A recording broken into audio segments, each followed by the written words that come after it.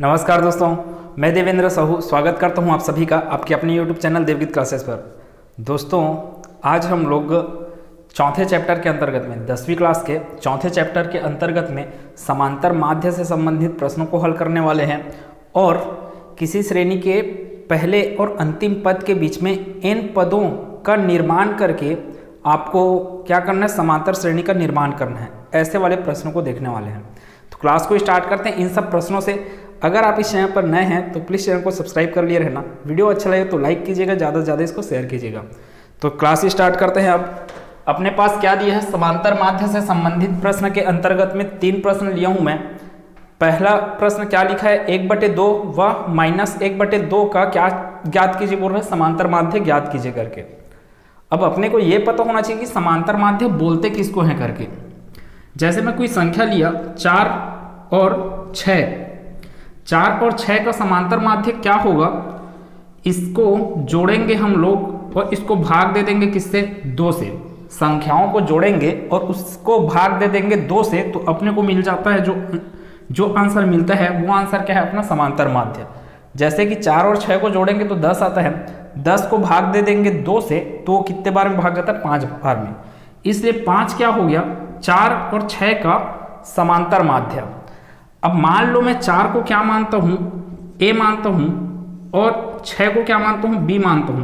तो फार्मूले का रूप क्या हो जाएगा, समांतर माध्य मतलब अरिथमेटिक मीन का फार्मूला a + b / 2। तो ये अपना फार्मूला है समांतर माध्य के लिए। और समांतर माध्य और कुछ नहीं कि 2 संख्या आपको जो दिया रहेगा उन दोनों संख्याओं के बीच में जो संख्या आता है वह मान होता है। जैसे मैं बोला 10 और 14 का समांतर माध्य क्या है, तो 10 और 14 के जो बीच में जो आएगा संख्या क्या, 12 ही क्या है आपका समांतर माध्य। जोड़ के देख लो, 10 और 14 कितना होता है, 24 को आप भाग दोगे 2 से तो कितना मिलेगा आपको, 12 आया ना 12। तो बीच वाली संख्या ही क्या होती है, समांतर माध्य होती है। इसको सिस्टमेटिक तरीके से सॉल्व करते हैं। 1/2 व -1/2 का समांतर माध्य ज्ञात कीजिए बोला, तो कैसे कैसे लिखना है, दिया है, क्या दिया है अपने को, प्रथम मतलब a दिया है, a का वैल्यू कितना दिया है, 1/2 दिया है, a = 1/2, b = -1/2। अब अपने को ज्ञात क्या करना है, समांतर माध्य ज्ञात करना है, इसलिए इसको लिखते हैं a मतलब कि समांतर माध्य है, a समांतर माध्य, a = अपने को क्या ज्ञात करना है, क्वेश्चन नंबर, तो a क्या हो जाएगा, a क्या हो जाएगा, क्वेश्चन मार्क। a क्या है, समांतर माध्य। किसका समांतर माध्य, 1/2 व -1/2 का समांतर माध्य। अब हम क्या जानते हैं, फार्मूला यहाँ पे है ना, a = a + b / 2। चूंकि समांतर माध्य a = क्या होता है, a + b / 2।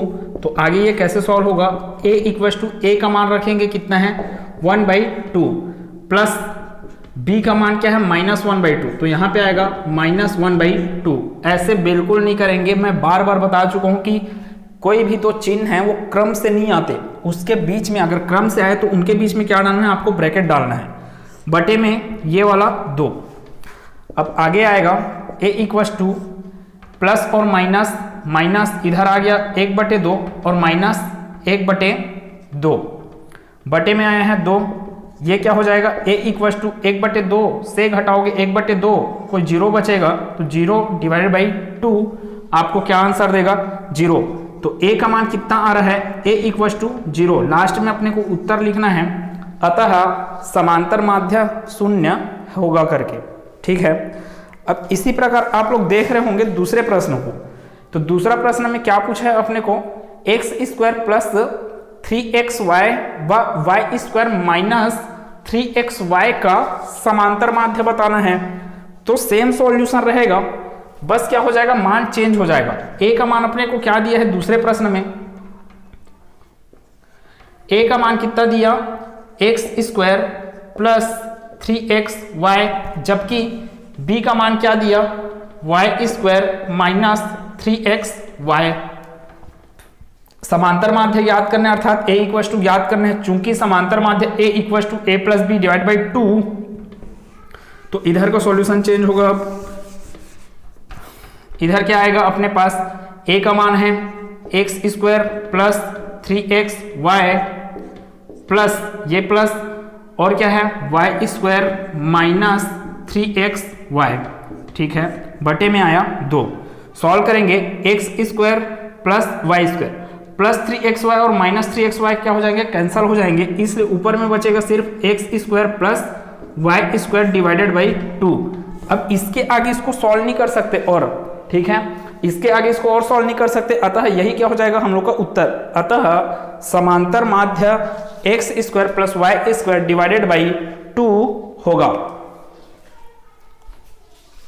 तीसरे प्रश्न को देखते हैं, क्या लिखा है, दो संख्याओं का समांतर माध्य 6 और उनके वर्गों का योग कितना दिया है, 90 है, संख्याएं ज्ञात कीजिए। अब कोई भी संख्या है, जैसे कि मैं एक संख्या मान लिया a और दूसरा संख्या मान लिया b, तो a और b का समांतर माध्य कितना दिया है, 6, और a और b के वर्गों का योग, फिर यहां पे समझने वाली बात है, वो वर्गों का योग बोला है, योग का वर्ग नहीं बोला। तो वर्गों का योग अर्थात a का वर्ग और b का वर्ग करके मैं क्या कर दूंगा, दोनों को जोड़ूंगा, वो किसके बराबर आएगा बोल रहा है, ये 90 के बराबर आएगा। तो इसको सॉल्व करते हैं और संख्या ज्ञात करना मतलब a और b का मान मेरे को निकाल के बताना है। तो तीसरे का हल क्या होगा अपने पास दिया है। अच्छा, यहाँ पे क्या है, अपने को मानना पड़ेगा, क्योंकि संख्या क्या है a और b करके आप मान रहे हो, तो माना वे संख्याएं क्या है, माना वे संख्याएं a व b है, ठीक है। अब प्रश्न के अनुसार क्या होगा, प्रश्नानुसार इनका समांतर माध्य, तो प्रश्नानुसार समांतर माध्य a equals to a plus B divided by 2, ये होता है फार्मूला। आप माने पहला संख्या a और दूसरा संख्या b, उन्हीं का समांतर माध्य क्या है a, और a का मान क्या दिया है आपको 6, तो इसको क्या लिखना है 6 equals to a plus B divided by 2, आगे हो जाएगा a प्लस b, ये 2 इसके साथ गुना होगा तो ये आ जाएगा 12, तो a प्लस बी का मान कितना है अपने पास 12 आया है। इसको दे देते हैं एक समीकरण, एक समीकरण हो गया ये समीकरण 1। और दूसरा कथन के अनुसार उनके वर्गों का योग भी बोला है, तथा a square plus B square equals to कितना बोला वो 90। यही बस काम करना रहता है गणित में, आपको प्रश्न के कथन को समझना है और उसके आधार पे क्या करना है, समीकरण बनाना है। a square plus B square equals to कितना दिया मेरे को 90, इसको लिख देते हैं समीकरण 2।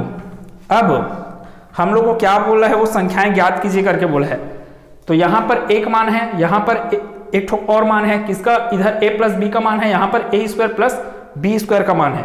दोनों समीकरण को मेरे को सॉल्व करना है और फिर इधर का आंसर पाना है, ठीक है। तो आगे क्या सॉल्यूशन होगा इसका, जैसे कि मैं पहले समीकरण का वर्ग कर रहा हूं, अगर समीकरण 1 के दोनों पक्षों का वर्ग करने पर क्या मिलेगा, इधर a प्लस बी का टोटल का स्क्वायर इक्वल्स टू 12 स्क्वायर, आगे आएगा ये a square plus B square plus 2ab, ये फार्मूला होता है इसलिए इसको ऐसे लिख सकते हैं, 12 का घात 2 कितना देता है 144। अब इसके आगे आपको जैसे दिख रहा होगा यहाँ पे a square plus B square, समीकरण 2 में मान रख सकते हैं, समीकरण 2 से a square plus B square का मान यहाँ पे रख सकते हैं, तो लिखा जाए समीकरण 2 से किसका मान रखने पर बोल रहे हैं, a square plus B square, समीकरण 2 से a square plus B square का मान रखने पर क्या बन जाएगा, ये a square plus B square के जगह में क्या है 90, तो यहाँ पे लिखेंगे 90 plus 2ab equals to 144, 2ab equals to 144, आगे आएगा 2ab इक्वल्स टू 144 माइनस 90, ये कितना आ जाएगा 144 माइनस 90 आपको कितना दे देगा 54 है ना, 4 में शून्य गया 4, 14 में 9 गया, कितना आ गया 5, किसके बराबर आ रहा है 2ab के बराबर 54, इसलिए ab इक्वल टू कितना आ जाएगा 54 डिवाइड बाई 2, 54 डिवाइड बाई 2 मतलब कि 27, ab का मान कितना आ रहा है 27। अपने को a और b का अलग अलग मान चाहिए, ये तो ab का मान है। मैं क्या करता हूं समीकरण 1 में, इस समीकरण से ab इक्वल टू कितना है 27, इस समीकरण से मैं a का मान निकाल लेता हूं। कैसे निकलेगा a का मान, तो वो निकलेगा 27 डिवाइड बाई b करके। अब मैं इधर रफ के रूप में सॉल्व कर रहा हूं, थोड़ा सा ध्यान देंगे।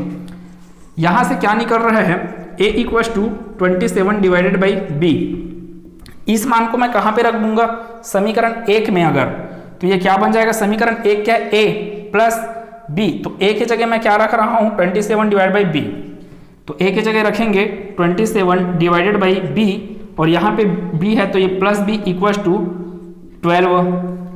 आगे कैसे सॉल्व होगा, b का गुना इस b से, तो ये b स्क्वायर मतलब कि 27 plus b square divided by b equal to 12। अब ये भी उस तरफ जाएगा, तिर्यक गुना होगा किसके साथ 12 के साथ, तो ये मिल जाएगा अपने को 27 plus b square equal to 12b।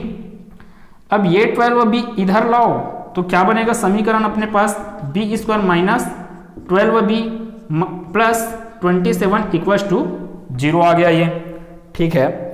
अब वही है कि मध्य पद को आप तोड़िए, किसको बोल रहे हैं 12b को कैसे तोड़ सकते हैं कि उनके गुणांकों का गुणनफल कितना है 27 है, तो ये टूटेगा 9 और 3 में, तो 9 तिया कितना होता है प्लस 27, माइनस 9 और माइनस 3 में टूटेगा ना, तभी यहाँ पे माइनस आएगा। तो इसको किया जाए b square minus 9b minus 3b plus 27 equal to आ गया 0 आया।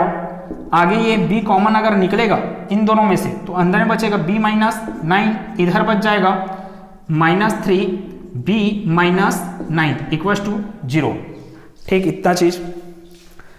अब इसके आगे आपको b माइनस 9 एक पेयर बनेगा और दूसरा पेयर क्या बनेगा b माइनस 3, तो b माइनस 9 आया और आया b माइनस 3 जो कि किसके इक्वल है 0 के। तो b को अगर b माइनस 9 को इक्वल टू करोगे 0 के तो वो मिलेगा 9, और अगर b माइनस 3 को इक्वल टू करोगे 0 के तब मिलेगा क्या 3, तो 9 मिला, b का मान क्या क्या मिल रहा है 9 मिल रहा है और 3 मिल रहा है। अब इस समीकरण में आप समझ रहे होंगे कि 9 अगर मिला, b का मान 9 है तो इस 9 को यहाँ पे रखेंगे, a प्लस 9 हो जाएगा, a प्लस 9 इक्वल टू कितना हो जाएगा 12, तो 12 माइनस 9 आपको दे देगा 3, तो a का मान कितना आ जाएगा 3, मतलब जब b का मान 9 होगा तो a का मान कितना होगा 3 होगा, अगर b का मान 3 होगा तो a का मान कितना होगा 9 होगा। यही इस प्रश्न का उत्तर है, इस प्रकार से इसको सॉल्व करना है।